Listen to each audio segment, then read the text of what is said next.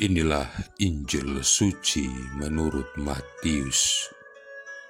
Pada suatu ketika, Yesus berbicara kepada para imam kepala dan pemuka rakyat dengan memakai perumpamaan.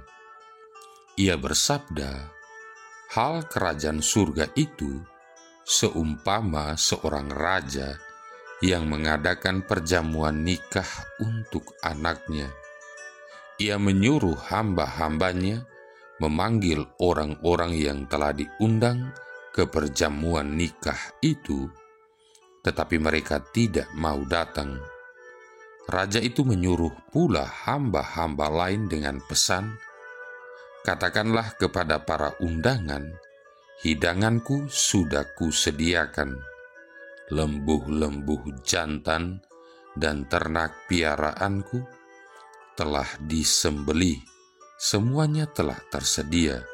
Datanglah ke perjamuan nikah ini.' Tetapi para undangan itu tidak mengindahkannya. Ada yang pergi ke ladangnya, ada yang pergi mengurus usahanya, dan yang lain menangkap para hamba itu, menyiksa dan membunuhnya. Maka murkalah raja itu. Ia lalu menyuruh pasukannya ke sana untuk membinasakan pembunuh-pembunuh itu dan membakar kota mereka. Kemudian ia berkata kepada para hamba, 'Perjamuan nikah telah tersedia, tetapi yang diundang tidak layak untuk itu. Sebab itu pergilah ke persimpangan-persimpangan jalan dan undanglah setiap orang yang kalian jumpai di sana ke perjamuan nikah ini.' Maka pergilah para hamba, dan mereka mengumpulkan semua orang yang dijumpainya di jalan-jalan, orang jahat dan orang-orang baik, sehingga penuhlah ruangan perjamuan nikah itu dengan tamu. Ketika raja masuk hendak menemui para tamu, ia melihat seorang tamu yang tidak berpakaian pesta. Ia berkata kepadanya, 'Hai saudara, bagaimana saudara masuk tanpa berpakaian pesta?' Tetapi orang itu diam saja. Maka raja lalu berkata kepada para hamba, 'Ikatlah kaki dan tangannya, dan campakkanlah orang itu ke dalam kegelapan yang paling gelap.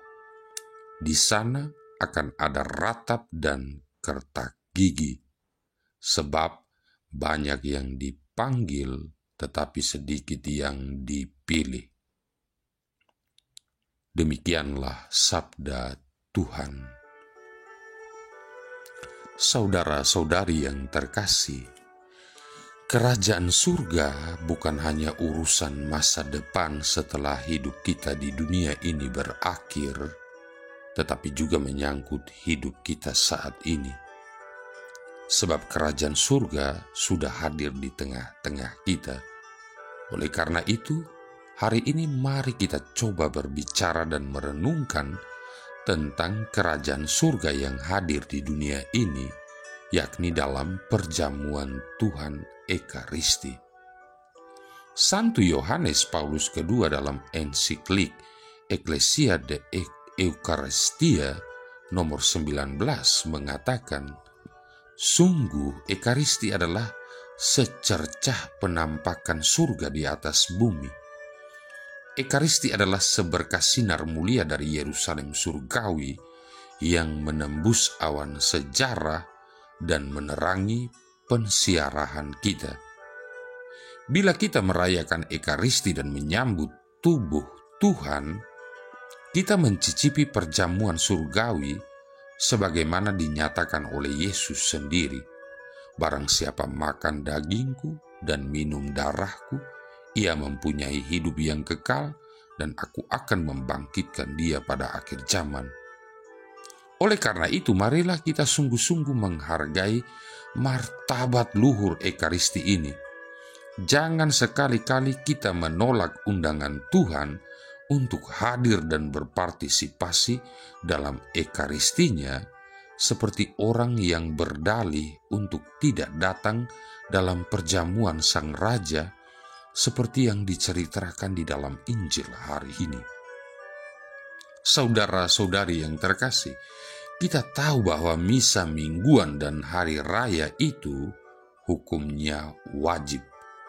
Perintah gereja nomor 2. Satu-satunya alasan yang dapat dibenarkan untuk tidak mengikuti misa hari Minggu adalah karena sakit, sehingga tidak mungkin untuk pergi ke gereja. Tentu jarak gereja yang amat jauh sehingga tidak terjangkau juga tidak bisa dimaklumi. Apalagi alasan kesibukan dan kemalasan sama sekali tidak bisa diterima. Selain itu, tidak cukup bagi kita hanya sekedar datang saja ke misa. Kita harus berpakaian pesta karena kita menghadiri perjamuan Tuhan. Tentu pakaian pesta yang dimaksud di sini tidak sebatas pakaian yang pantas untuk beribadah dan menghadap Tuhan, tetapi juga hati, budi, dan badan kita yang sungguh-sungguh siap dan mau terlibat dalam perayaan itu.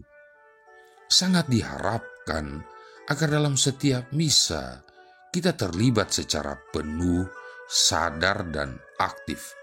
Sacrosanctum Concilium nomor 14. Artinya, kita mengikuti perayaan Ekaristi secara penuh dari awal sampai akhir dan menghayatinya dengan sepenuh hati, budi, dan badan, disertai dengan pengertian dan pemahaman yang baik mengenai apa yang sedang kita lakukan, kita lihat, dan kita dengar. Jadi kita tidak bisa pasif, tetapi harus aktif, mengikuti tata gerak liturgi, menjawab aklamasi-aklamasi bagian umat, mendengarkan dengan penuh perhatian, ikut bernyanyi dan syukur, kalau mau aktif juga sebagai petugas liturgi. Saudara-saudari yang terkasih, Injil hari ini mengingatkan kita bahwa kedatangan Yesus ke dunia pada awalnya diutamakan untuk membebaskan bangsa Yahudi yang merupakan bangsa pilihan Yahweh. Dalam perumpamaan undangan pesta kawin diberikan pada orang-orang pilihan saja. Tetapi ternyata terlalu banyak alasan untuk memenuhi undangan ini. Masih ada hal lain yang lebih penting sehingga undangan istimewa tersebut sepertinya tidak dihargai. Demikian juga karena kedegilan hati bangsa Yahudi, mereka menolak tawaran Allah, bahkan menyiksa dan menyalibkan Sang Juru Selamat. Alhasil, tawaran yang begitu menggiurkan, kehidupan kekal tidak lagi diterima sebagai hal yang eksklusif, tetapi menjadi terbuka bagi bangsa non-Yahudi. Sangat jelas dikatakan Yesus pada amanat agungnya, "Pergilah dan jadikanlah semua bangsa muridku. Aku menyertai kamu senantiasa sampai akhir zaman." Matius bab 28 ayat 19-20. Akhirnya, undangan, tawaran keselamatan dan hidup kekal diberikan kepada semua orang. Mereka yang di jalan-jalan dan di pasar-pasar, yang tidak dikenal, yang berdosa sekalipun diundang. Tetapi dengan syarat yang sama dengan undangan sebelumnya, yaitu dengan menggunakan pakaian pesta tentunya. Rupanya, undangan istimewa ini sering pula dianggap sepele. Ada yang ingin datang ke pesta hanya ingin mendapatkan makan gratis. Sama seperti kita mengikuti perjamuan Ekaristi, butuh persiapan hati dan batin yang baik. Tidak asal-asalan datang untuk menyambut tubuh Tuhan.